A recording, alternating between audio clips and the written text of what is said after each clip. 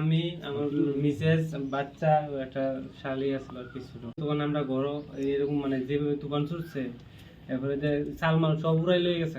তখন কোথায় ছিলে তোমরা? তখন আমরা এখানে দাঁড়াই আছিলাম চালমাল নিচে, তখন আমার মিসেস এখানে বাচ্চারা লয়ে দাঁড়াই রয়েছে কোন রকম জান্ডা বাঁচাইতেছে। এরপরে যে আমি এন থেকে দূর দিয়েছিলাম আমি খাড়ির তলে কোন রকম ঢুকো, বাচ্চারা লয়ে ঢুকছে। এটা কোন জায়গা? লেম্বুতলি। প্রাকৃতিক দুর্যোগ সাইক্লোনে যে ক্ষতিগ্রস্ত যে পরিবারগুলি প্রচণ্ডভাবে ক্ষতিগ্রস্ত হয়েছেন তাদের জন্য